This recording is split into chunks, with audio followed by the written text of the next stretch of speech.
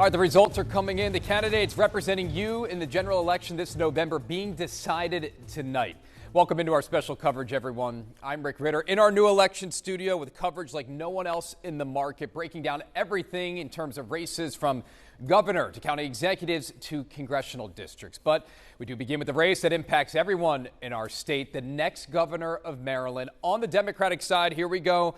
No surprise. Incumbent Governor Wes Moore only facing one challenger, but now the projected winner with just about 90% of the vote there. And we'll quickly pull up the Republican race because 9 candidates running to earn their party's nomination. A little bit closer in there. Dan Cox in the lead right now with just under 44% of the votes. Ed Howell not far behind him. Now, Howell and his team, they've accused Governor Moore's campaign of running ads with Dan Cox in it. Now, why would that be a problem? Well, they're claiming he wants to face Cox. Moore, of course, beat him back in 2022. Now, we did mention that all of Maryland's House seats up for grabs in District 1, which includes the Eastern Shore and parts of Harford, Carroll, and Baltimore counties. 4 Democrats running for that Democratic nomination. The latest numbers that have come in here behind us, Dan Schwartz in the lead with just under 47% of the vote right now. And the seat is currently being held by Republican Andy Harris, who was sworn in back in 2011, that is, and the Republican member of Maryland's congressional delegation. CBS News, no surprise as well, projecting him as the winner there. And a District 2 House seat currently held by Democrat Johnny Olszewski, the Baltimore County Dundalk native, elected back in 2024, used to be the county executive in Baltimore County. CBS News projecting him the winner of the Democratic race tonight.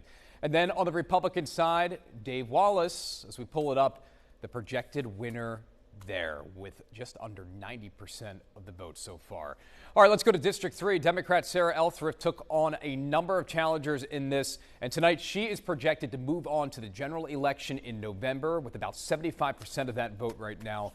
On the crowded field on the Republican side, though, with 4 candidates vying for that nomination, Bernie Flowers in the lead in that race right now with just under 50% of the vote. And in Maryland's 4th congressional district, which includes parts of Anne Arundel and Prince George's counties, incumbent Glenn Ivey, the projected winner there, elected back in 2022 and previously served as state's attorney for Prince George's County. Only one Republican in this race, that is George McDermott, who, if you remember, has unsuccessfully run for the seat multiple times before. And let's go to the state's 5th district now, one of the highly contested races. This one to replace Democrat Steny Hoyer. Hoyer, as you know, one of the longest serving members of Congress, now retiring at the end of his term. Tonight, Adrian Boafo, the projected winner in that race, but just about 32% of the vote right now. And Chris Chafee and Michelle Talkington among the Republicans trying to get the party's nomination. He is in the lead right now with 53% of the vote. Let's pull District 6 up. Incumbent Representative April McLean Delaney trying to hold on to her seat there in the lead right now with a little more than 43% of the vote, being challenged by 7 other Democrats. That includes David Trone, who has dumped about $20 million of his personal wealth into this race. And there are 3 Republicans on the ballot, Robin Ficker and Chris Burnett, in a closer race. Ficker currently in the lead right now with just under 44% of the vote. And then Maryland's 7th congressional district, incumbent Kweisi Mfume, the projected winner there. No surprise, challenged by 3 other Democrats, including Baltimore City Councilman Mark Conaway, who admitted he grew up admiring Mfume, but felt like other people in the area needed a bit of change right now. Now, only one Republican is running. That's Scott Collier, who lost to Mfume in the general election in 2024. Incumbent Jamie Raskin, the projected winner in the Democratic race for Maryland's 8th congressional district, which encompasses Montgomery County with just under 93% of the vote. And there are 4 candidates on the Republican side as we pull those up.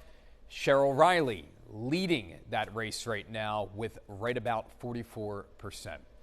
So we mentioned we are on your corner covering all the races at the local levels as well, and there are multiple contested races for county executive. We want to begin with Tara Lynch, who is on your corner in Baltimore County following these races for us, and she has much more on the latest results there.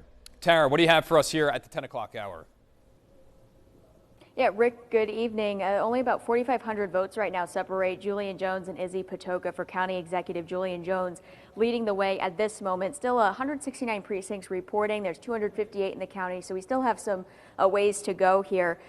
Live results, reading them right now. Patrick Dyer for the Republican side. He is leading in the Republican primary against Kimberly Stansberry. And then state's attorney, it's Sarah David right now. She's leading the way. She's beating right now incumbent Scott Schellenberger. Still, again, a long way to go here in Baltimore County. I do want to bring in Rui Lavoie here. We've been talking to her all day. I feel like we're best friends now. Yeah. But you have been telling us all about the elections. You are the election director here in Baltimore County.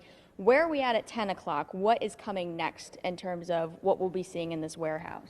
So in a few minutes, our ballot box retrieval teams will be returning with the final pickup. They went to all of the 38 boxes, sealed them up, and took any ballots that were in by 8 o'clock.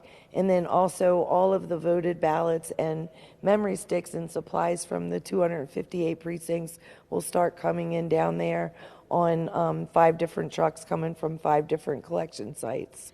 And at those collection sites right now, they're taking there's 2 memory sticks, you were telling me in the scanner. They're taking that first memory stick, and that's how we're getting some of those results already. Is that right? That's correct. So tonight we upload unofficial results from one of the memory sticks, and then tomorrow morning we'll do 100% verification on the other memory stick to make sure that the results are accurate. And then it goes to an independent audit, and it really takes 10 days, you were saying, to make sure that these results there's a lot of checks and balances, and it takes 10 days to really get to that full process. Yes, there is. So an independent company does an audit of the precinct level results and checks every image of every ballot, the front and back. And then we also do manual audits of a certain percentage of precincts, also the ballot boxes, one of the early voting sites, and then if there's any variance at any of the polling place, we have to figure out what happened and get it to a point where there is no variance and the results are correct. All right, so any minute now, these trucks will start to come in, and this will be kind of the Grand Central Station. You were saying general election, tends to be a little bit busier, a little earlier, so yes. We are on standby for those trucks coming in. We will have much more coming up at 11 on WJZ. You can flip over to channel 13. We'll hear from Rui again. We'll hopefully see some trucks and some ballots coming in too. For now, reporting live on your corner in Owings Mills, Tara Lynch, WJZ. All right, Tara, thank you. And Baltimore County State's Attorney, one of the other big races there as well. And we do want to go to Harford County now because we mentioned big races. Well, that's taking place there, too, for county executive as well as sheriff, the 2 of those. And incumbents in both of those races trying to hold on to their seats. 2 men that, if you've been following, they've been going at each other for months now. Current Harford County executive, though, Bob Castley, projected to win the Republican race. Harford County community reporter Ashley Paul, she covers this county for us extensively and has been following both of these races for us tonight. And Ashley, we just saw a short time ago, Castley, the projected winner in this. Yeah, Rick, the Associated Press has named Republican incumbent Bob Castley as the winner for the Harford County executive seat, beating opponents Patrick Vincenti and Spencer Dagner. Now, Castley secured more than 13,000 of those votes, about 60%, compared to Vincenti with 35% and Dagner with less than 5%. Meanwhile, the Democratic race for county executive is neck and neck with candidates Matthew Brown and Barbara Kramer, less than 100 votes apart. Now, we sat down with Castley earlier this month, who says continuing the role of county executive is not just a job to him, it's personal.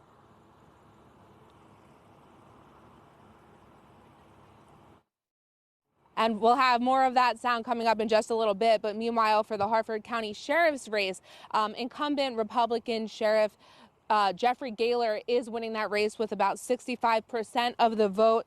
And he is beating his opponent, Keith Runk. He has about 30% of the vote or so right now. Now, if Gaylor wins, he will take on Democrat Terrence Rogers, who ran unopposed, coming up in November. But for now, reporting live on your corner in Harford County, I'm Ashley Paul, WJZ.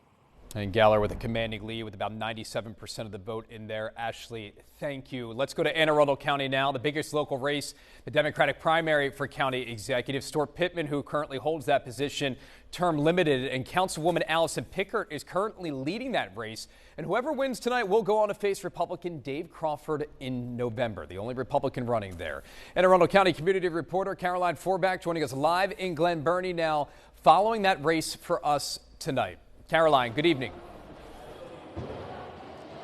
Good evening, Rick. We have a pretty smooth operation going on here at the Board of Elections. As you can see behind me, ballots from polling locations across the county are still arriving here. I'm told 71 polling places have checked in, and there are 71 to go, so we're right at that halfway point. The Democratic primary for county executive is still taking shape. County Councilwoman Allison Pickert holds the early lead with 45% of the vote. Former Pittman administration policy advisor James Kitchen is running second with 27%. Councilman Pete Smith is close behind with 25.3%. So far, the results are being driven largely by early voting and mail-in ballots, with thousands of Election Day votes and additional mail-in and provisional ballots still to be counted. We spoke with voters at the polls today about why it's important to get out and vote. This is where real change happens. This is where you can really affect, your local government and the things that you want to see. I feel like sometimes people always want to complain about what's happening, but they're not willing to sort of step up and do what needs to be done about it. And part of that is your civic duty, which is voting. And we hope to have some updated numbers for you within the next hour. The winner of the Democratic primary will go on to face Republican Dave Crawford in the fall. Reporting live here on your corner in Glen Burnie, Caroline Forbach for WJZ. All right, Caroline, we'll see you at 11 o'clock. Tonight, we could find out who will be the next Howard County executive. We mentioned term limited, Calvin Ball as well. Only Democrats threw their name in the ring. County Councilwoman Deb Young, Liz Walsh, longtime state delegate Vanessa Atterbury, and businessman Bob Cockey have all campaigned. They want to make Howard County more affordable, and Atterbury, with just under 60% of votes right now, in the lead with about 56% of the vote, in a commanding lead, we'll say, but still a lot more that need to come in here and to be counted over the next couple of hours.